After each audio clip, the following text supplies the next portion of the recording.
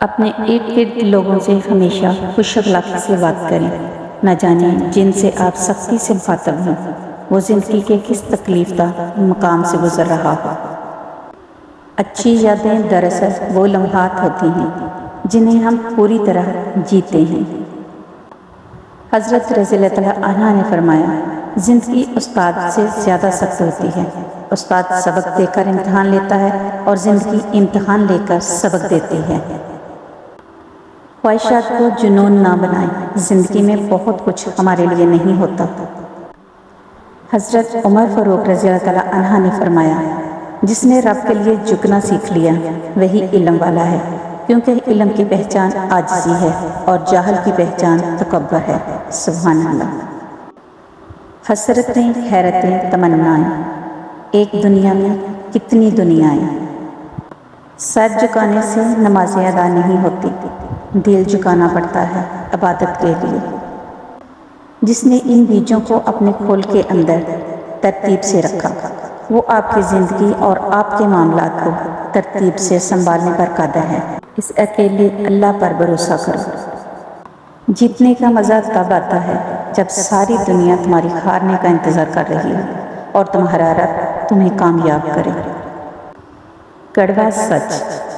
کچھ لوگوں کو اونچائی پر پہنچنے کی اتنی جلدی ہوتی ہے کہ وہ چھوٹے لوگوں کا ہاتھ پکڑنے کی بجائے بڑے لوگوں کے پیر پکڑنا پسند کرتے ہیں۔ اپنے ظرف کے پیمانے کا حساب خود نہیں کیا جاتا، اسے آزمانے والے پر چھوڑ دو۔ جس ڈاکٹر کی فیس ایک مزدور ادا نہیں کر سکتا، وہ ڈاکٹر مسیح تو کیا انسان کہلانے کے لائق بھی نہیں ہے۔ چاہے گھر کتنی ہی سجاوٹ سے نظیم ہو، مگر ماں نظر آئے تو گھر اصل میں گھر لگتا ہے۔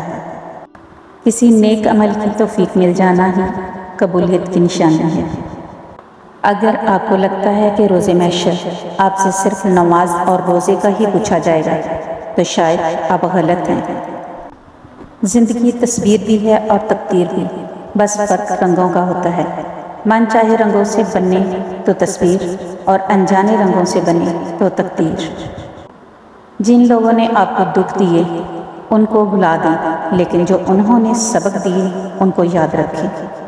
وقت، رشتوں کے بدلنے کا کیا رونا، وقت تو آپ کی اپنی شکل تک بدل دیتا ہے۔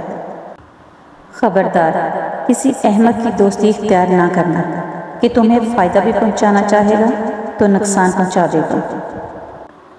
نفرت بھی بھلا کوئی کرنے کی چیز ہے؟ صبر کیجئے، رحم کیجئے، معاف کیجئے۔